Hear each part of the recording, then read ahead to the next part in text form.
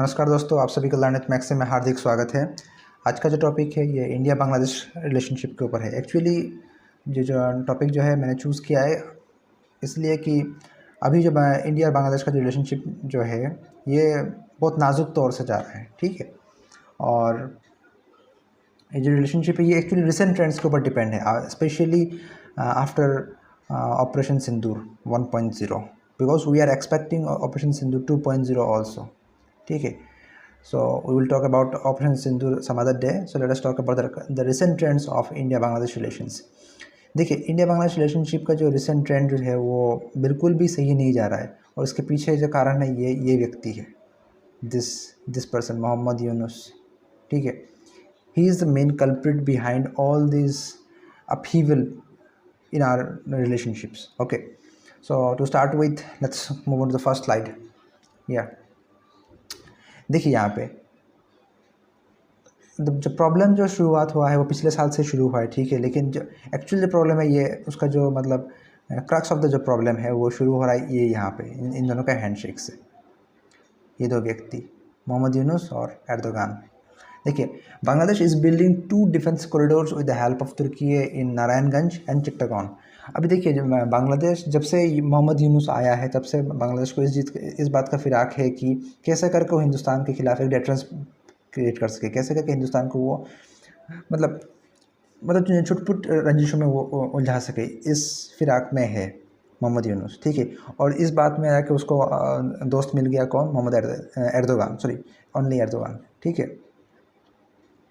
Erdogan became a reliable partner for Mohammad Yunus to poke India wherever he wants. Okay, और जो Erdogan का जो motive जो है वो इंडिया को डिस्टेबलाइज करने का, it's not geopolitical, it's not political, it's purely ideological. As you have seen that Erdogan is trying to contain India from all the sides, all the possible sides. Erstwhile he had relations with Pakistan से बाद में उसने मालदीव्स में किया, ठीक है। Now he is trying same with Bangladesh. I do not know how far it will go, but I'm damn sure that he will not be successful in his adventure. Okay.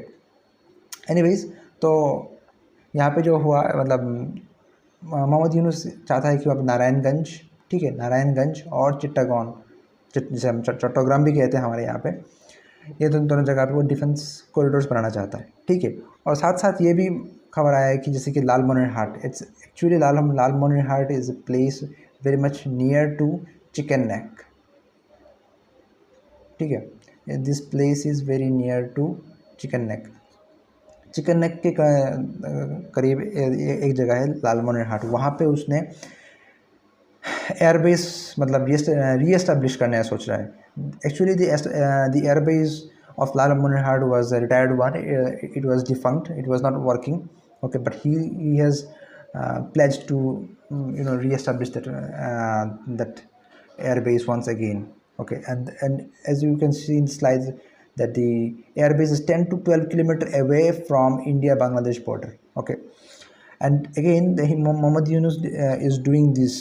Okay, he is re-establishing the Lalmonirhad airbase with the help of Chinese Xi Jinping. Okay. By the way, Bangladesh is likely to install Chinese military equipments like JSG radar, Chinese air defense equipment, and FK-3 surface-to-air missile.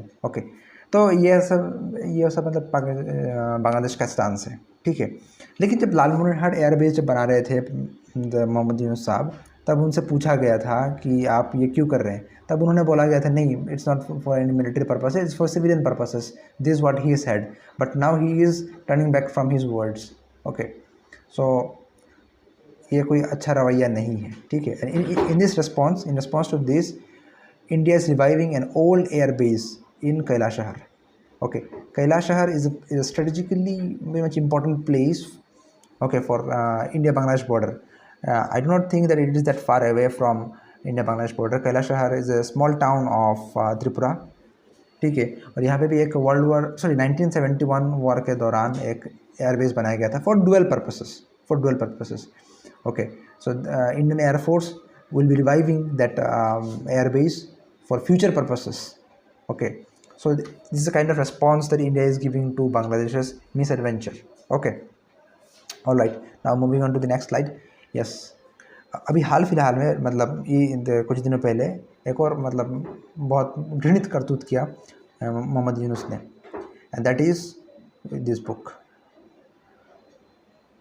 ठीक है, ये जो book उसने gift किया Pakistani general को, general Mirza को। ठीक है, by the way general Mirza is a Pakistani general who is regarded as this next to Asim Munir.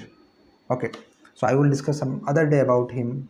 Okay, so now coming back to topic, Mohammad Yunus gifted a book having the picture of Greater Bangladesh to General Mirza. Actually देखिए यहाँ पे Greater Bangladesh का जो बात आया है, उसने जो मतलब हरकत जो किया है उसमें क्या किया है, असम वेस्ट बंगाल को भी अपने अंदर मर्ज कर लिया है। ठीक है, मतलब उसका ये इंटेंशन है कि बांग्लादेश को और भी बड़ा कर सके।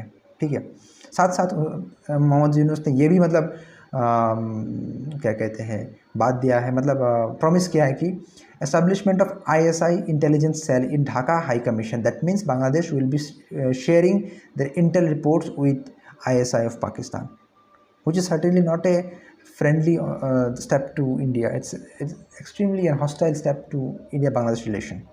Okay. Bangladesh is interested in the Pakistani JF-17 fighters and Fatah rockets. I do not know इस आदमी का मत मारी गई है, इसीलिए ये इन खटारा चीज़ों के ऊपर पीछे भाग रहा है। ठीक है, these are of no use, absolutely no use, at least against India. I'm sure these are of no use. JF-17 fighter ने क्या घंटा किया, कुछ कर भी नहीं पाया। ठीक है, एंड फतेह मिसाइल, ये नाम से ही बस फतेह वतेह लिखते हैं, लेकिन हरकत तो जुन्नूलाल जैसे ही है। ठीक है, okay, now coming to chicken neck, most important thing for us. Okay, and और बांग्लादेश को लग रहा है कि चिकन नेक लेके वो हमें ब्लैकमेल कर सकता है। ठीक है, बट उसे नहीं पता कि हमने भी उसके लिए एक डेटरेंस पैदा किया है। India establishes 3 garrisons near chicken neck. Actually garrison जो होता है, गैरिसन मतलब एक मिलिट्री टर्मिनोलॉजी है। A garrison comprises around 10,000 to 20,000 troops in it. ठीक है, लगभग 10 से 20,000 ट्रुप्स होते हैं। ठीक है, अच्छा, कहाँ पे हुआ है? बामुनी नियर धुबरी, दृश्य में हमारे आसाम में ही है, Chopra in West Bengal, Kishanganj near Bihar border. ठीक है, ये 3 जगह पे 3 गैरिसन बनाए गए। India has already installed multi-layered air defense system. Yes, this is the most important thing for Mohammad Yunus to listen. Okay, to keep in his mind that whatever misadventure he is planning to do in our chicken snack or Siliguri corridor, before doing anything, he should consider, he should think about these 3. Okay, first Akash missile, which is a low-range missile. Okay, thereafter comes MRSAM, medium-range surface-to-air missile, which is made by DRDO and Israeli scientists. Okay, so it's a joint adventure between DRDO and Israeli team. Okay, so which is a medium range surface to air missile. Thereafter comes this S-400. Okay, S-400 से बच के निकल पाए ऐसा equipment south Asia में किसी भी मुल्क ने नहीं बनाया अभी तक। ठीक है, that be very clear to Mohammad Yunus. Okay, उसके जो नाजायज़ बाप है उसने भी आज तक यह बना नहीं पाया। ठीक है, और साथ साथ हमने क्या किया, वी हैव लॉन्च्ड एक्सरसाइज पूर्वी प्रचंड प्रहार by Indian armed forces in north east. ये खास तौर पे Indian army and Indian air force के बीच होगा एक्सरसाइज पूर्वी प्रचंड प्रहार। मतलब ये शोकेस कर रहा है कि हम लोग कितने prepare, it shows our operational preparedness in our north eastern zone. Okay,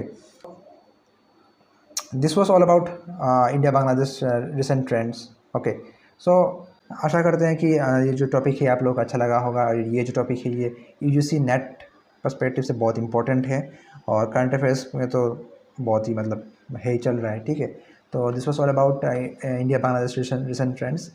और तब तक पढ़ते रहिए, खुश रहिए और अगले वीडियो में मिलेंगे। ठीक है।